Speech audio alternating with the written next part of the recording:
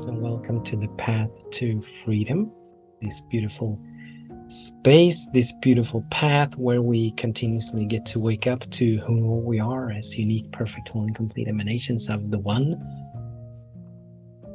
where we continuously get to allow for ever greater and grander expressions of that who and what to emerge, and where we continuously get to set ourselves free to be in ever expanding love and joy and harmony and abundance and all these goodies and yummies that are inherently within us in every single moment. My name is Daniel Roquéo. I want to say that, and I also want to say that I am very grateful that you are choosing to join me, that you're tuning in to this moment, to this space of expanding our consciousness and raising our vibration.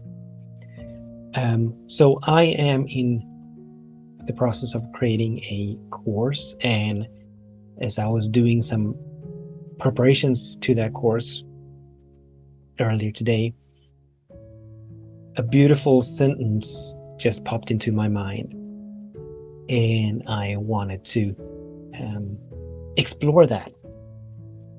And the sentence was everything is nothing until we make it something. And this, of course, has to do with the human tendency and the human habit to label, to judge, to have opinions about stuff. And as I caught this sentence, I was out on the deck and I was looking out over the fields and the trees and all of that, and I became aware, and this is not the first time, but it hit me kind of hard, that as I was looking at the trees, I was looking at a tree. I was looking at a tree, but a tree is not a tree. It's us who have made trees to be trees. A tree is a label that we have given to unique, perfect, whole, complete emanations, expressions of the One. So a tree is not a tree until we begin to call it a tree.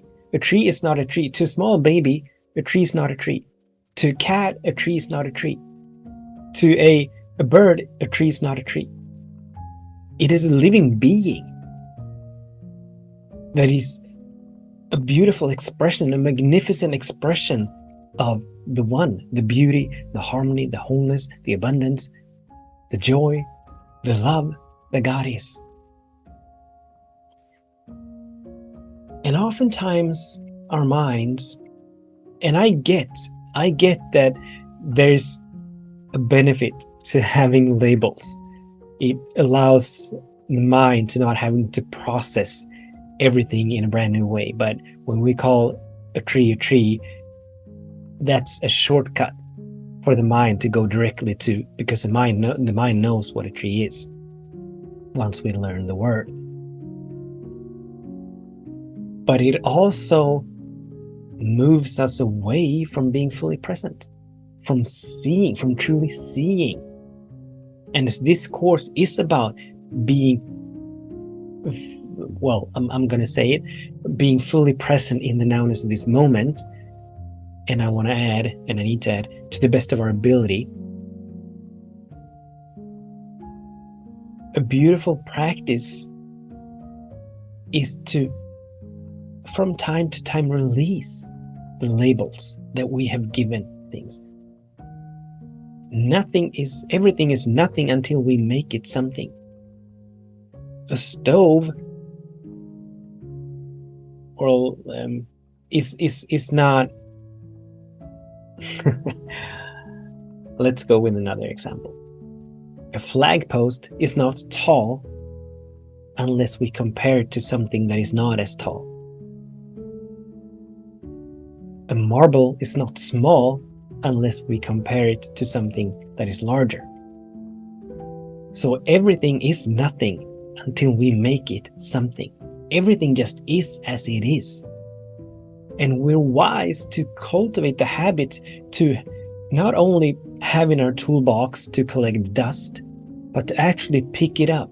The practice of embracing and allowing, just observing, witnessing.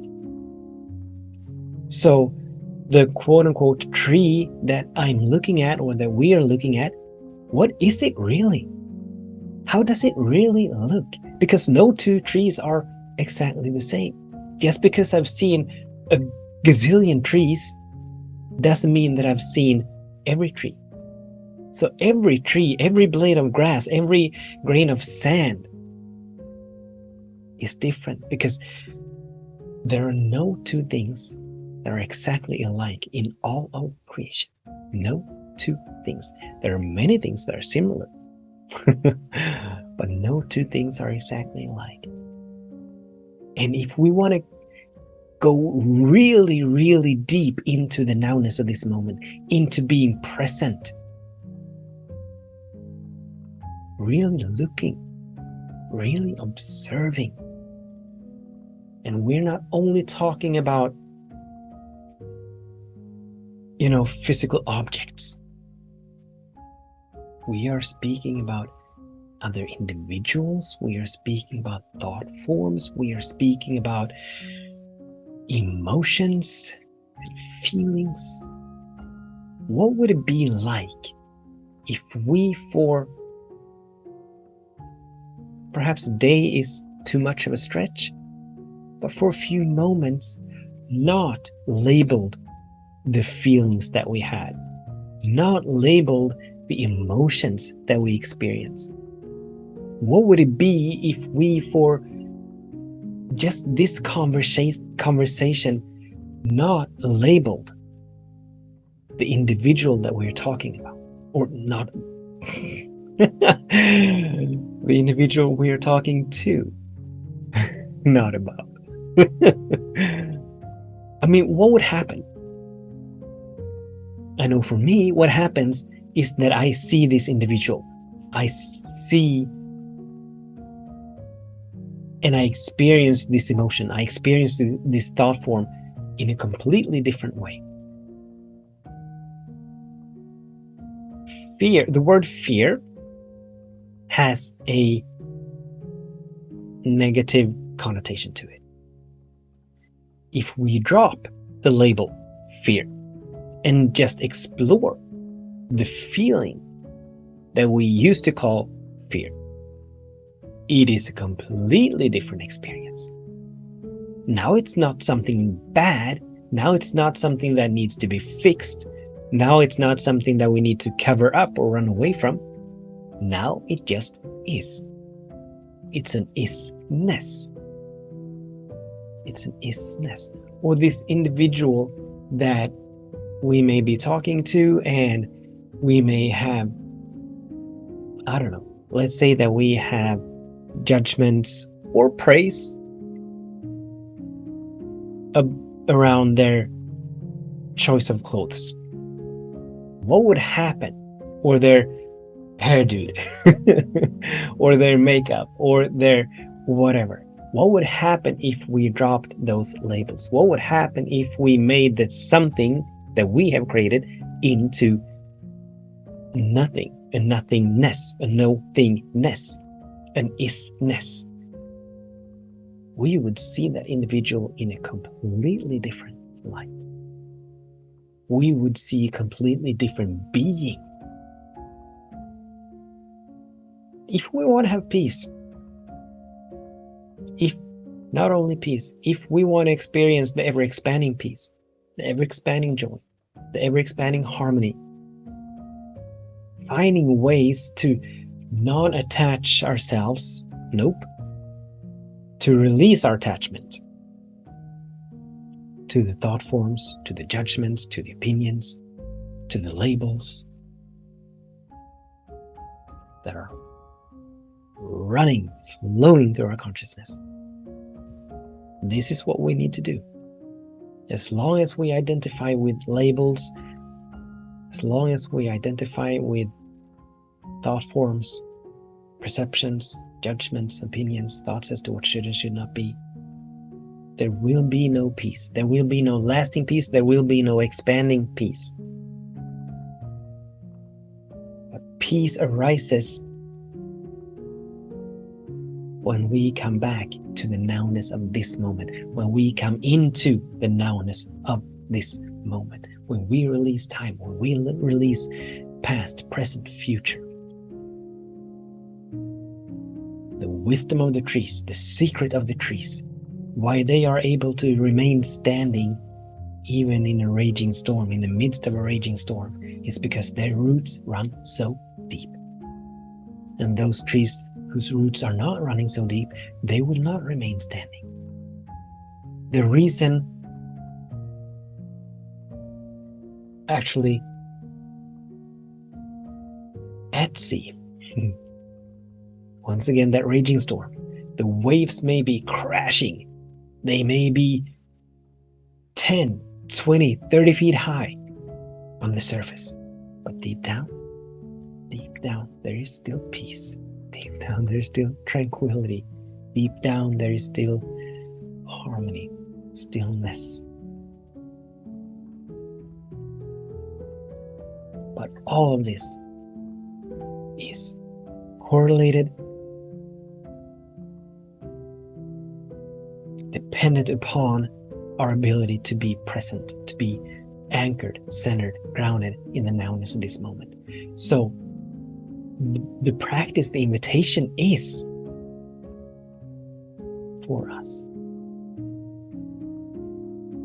to be so steeped in the nowness of this moment, using the breath, using whatever entry point that we have into the nowness of this moment, where we get to observe, where we get to witness rather than being attached to thought forms.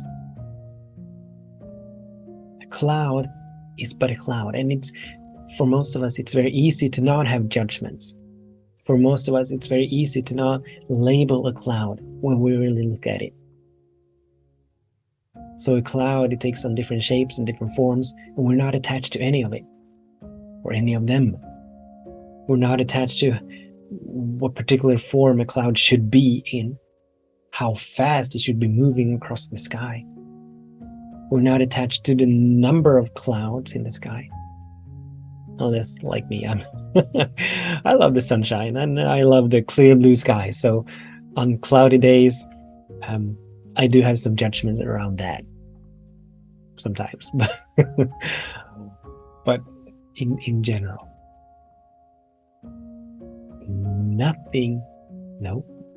everything is nothing until we make it something. But what if we didn't make it anything? What if we just allowed it to be what it is? What if we just embrace and allow everything to be as it is? Because it is. Whatever it is, it still is. And we don't need to call it anything. This illness that perhaps the medical system has given a label, a diagnosis, a prognosis. What if we released those labels? This financial condition that we may be facing, what if we released the label, the judgments, the opinions around it? Came into the knowing and feeling that all is well. Not denying that it's not the way I want it to be, not denying my experiences around it, but it still is, because God is always expressing itself perfectly. And we, with our finite minds, we take it upon ourselves to believe that we know what needs to be, but we don't. We don't.